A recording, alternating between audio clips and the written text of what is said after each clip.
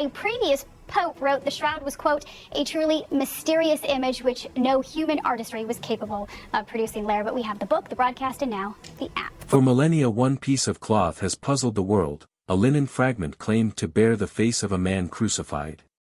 Scientists dubbed it myth, believers dubbed it evidence, but then along came artificial intelligence into the fray.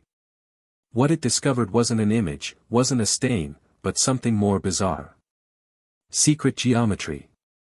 Repeating codes. A pattern that cannot exist in the threads of ancient linen. Was it miracle, accident, or something we were not meant to witness? What is the secret that the Shroud of Turin continues to keep? The Shroud of Turin is more than a relic. It is a tale that is refusing to end. It is 14 feet of linen and a bit more than 3 feet of breadth, made in herringbone twill that shines like a ripple on quiet water. Across its surface is the faint outline of a man, head to heels, front and back, as if a body had lain there and then left without wrinkling the cloth, leaving only a specter. The wounds are like a story etched on fiber. Wrist marks in line where nails would go in. A reddish stain at the feet. An oval on the side that suggests a spear thrust. Thin circles that resemble a crown of thorns pushed into scalp.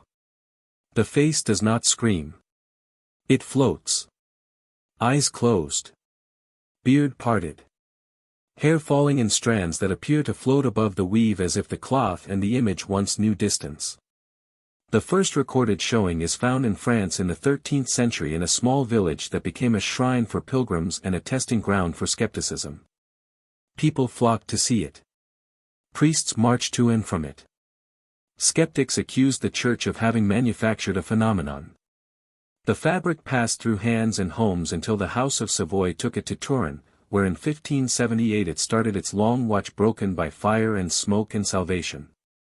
Now it lies in an air-conditioned case in the Cathedral of St. John the Baptist, where glass and steel keep it from time and time keeps it from certainty. No instant changed its fortunes as much as a photograph taken in 1898. The attorney Secondo Pia mounted his plates and lamps and labored in the faint heat of a makeshift darkroom. When he developed the negative, he anticipated a confusion of tones. Instead, a face glared back with disconcerting clarity. The negative was like a positive. The dim shadow on the cloth became a forceful portrait on film. Cheekbones formed. Lips became defined. Hair separated into strands. Hands crossed over the pelvis took shape and form. That reversibility was not evidence of anything except that the image behaved with light in a manner that normal paint would not.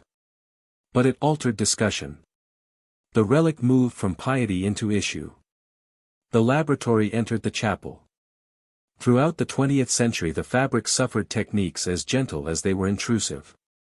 Chemists diluted fibers and sampled them with reagents. Microscopes traversed the surface.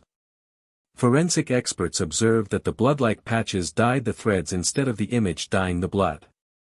Textile historians quantified the twist of yarn and matched it against looms familiar to the Levant. Pollen analysts came back with grains similar to the eastern Mediterranean flora. Each finding appeared to curve the argument without ending it. Nothing decisive enough to shut up critics. Nothing cheap enough to satisfy believers. The shroud continued to do what it has always done. It provided just enough data to necessitate the next test. The image itself refused to act like pigment. No binder layer. No brush of strokes in either direction. No penetration into the thread by capillary action. The discoloration seems to rest on top of the crowns of the outermost fibrils as if kissed by light and abandoned. Depth maps constructed from intensity revealed a correspondence between image darkness and theoretical distance from a body surface, which is a remarkable claim and yet a quantifiable one. If a cloth rested nearer nose and forehead and further from the cheeks, the darkness would change with distance. Various efforts to replicate that gradient using heat or vapor or chemical reaction resulted in close but not identical effects. The shroud continued to be unique, a nice way of saying it just sat there while hypotheses blew in and out. Now came the blaze of analysis regarding age. 3 labs in 1988 were given thread from a corner of the cloth. They analyzed radiocarbon content and reported a date between the 14th and 13th centuries. That conclusion was neat and absolute to many readers. Medieval origin shrouded the enigma in a single sentence. But even a neat sentence may contain a clause. The sample location was in a corner close to an edge with known handling, repair, and smoke. Textile experts disputed the part might be made up of subsequent threads added in a medieval reweave. Others complained about the way the sample was washed. A few pointed out that one area cannot represent a disparate artifact that has had a tough existence. The debate did not cease. It evolved. If the date is correct, the picture is a breathtaking medieval painting. If the date is incorrect, the age is open. The cloth still resisted reduction. Thus the shroud brought its paradox into our century. A photograph that acts like a negative prior to photography. A surface phenomenon without pigment. A depth relationship that suggests spatial information. An argued age that perhaps says something about sampling rather than origin. A case that calls forth both reverence and rigor. In that tension a new voice came. It did not carry belief or disbelief. It carried computation. It carried the discipline of learning from patterns so thin the eye cannot detect them and so vast the mind cannot contain them. The machine wasn't insulted by the question. It was designed to ask a better one.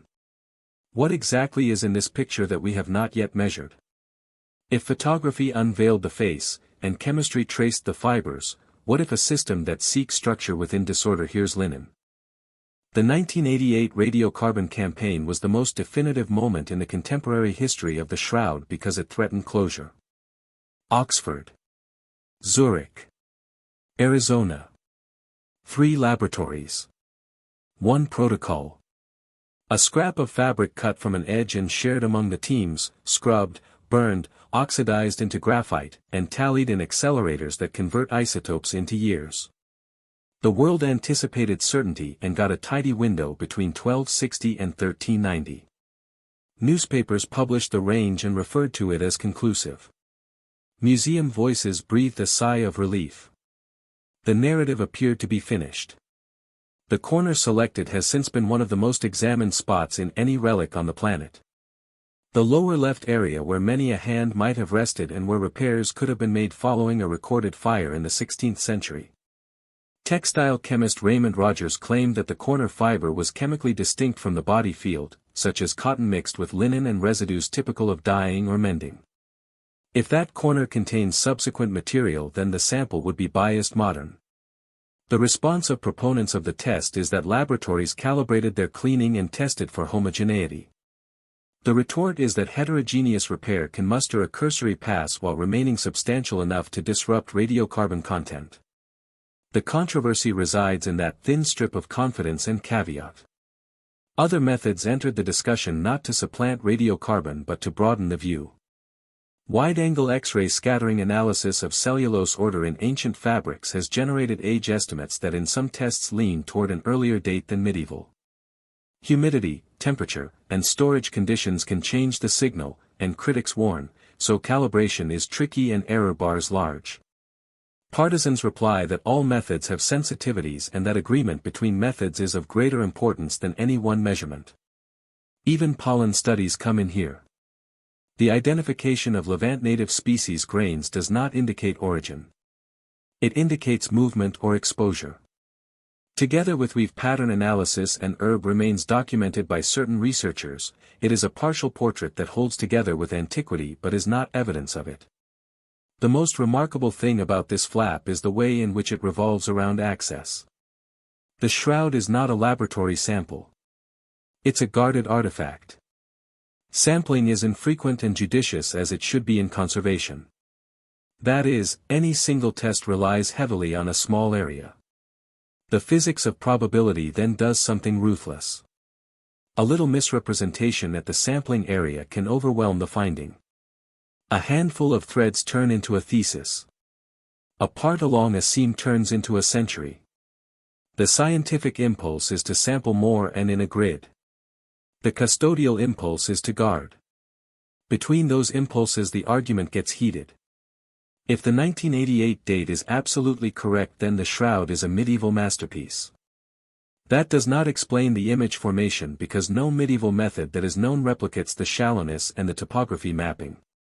If the date is wrong, then the field is open again, not to certainty but to an interval including the first centuries of the Common Era. That is not evidence that the cloth shrouded Jesus. It merely brings back the question that faith poses and science experiments. In that brought back question, artificial intelligence comes like a referee who does not mind winning or losing. It does not touch the corner. It touches the data. It queries what can be inferred without snipping another thread. Nobody should think that AI can date linen. It cannot. What it can do is probe the image at resolutions and frequencies and transformations that make structure deafen noise. It can check if intensity changes follow shapes due to contact or due to projection or due to some other field effect. It can contrast how blood-like regions interact with image regions and report whether order does imply process. It can look at symmetry that the eye perceives and symmetry that is only revealed by a matrix. It is neither a substitute for carbon counting nor cellulose scattering. It is a companion that states the argument of when should not close the inquiry into how. When a technique states case closed while an effect states not yet, the proper response is not to take sides. It is to create a new test. The shroud dares that test because it continues to whisper anomalies. Technology crept into the tomb silently. High-quality photographs of the shroud have been around for decades, including multispectral collections that record ultraviolet fluorescence and infrared response. What you get when you input those images into a system program to find faint signals is not merely quantity. It is kind. Principal component analysis strips variance from variance. Convolutional nets look for repeating shapes. Frequency filters reveal periodic behavior concealed in the weave. These methods don't provide new information. They reorganize it so patterns rise above randomness. When that rearrangement first illuminated the screen, a few witnesses anticipated verification of what the eye already perceived. Face. Torso. Hands. Stains. Instead, analysis came back with something disturbing. It registered order that did not appear like brush or stamp or transfer.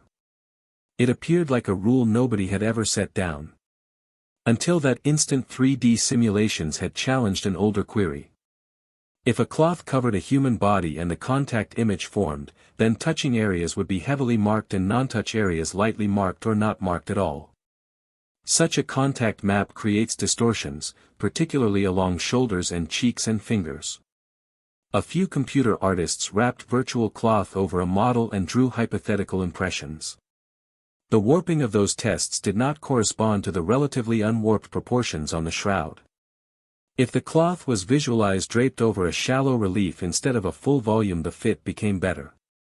The conclusion was not that the shroud rested over a sculpture.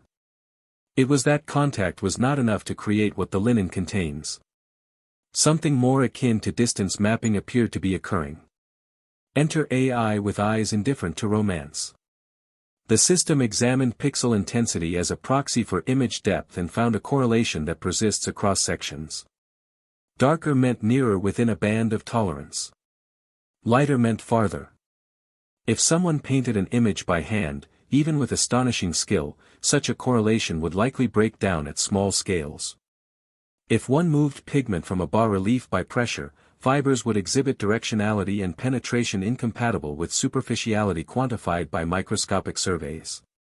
The image on the shroud acts as if some coded spatial information without depositing mass.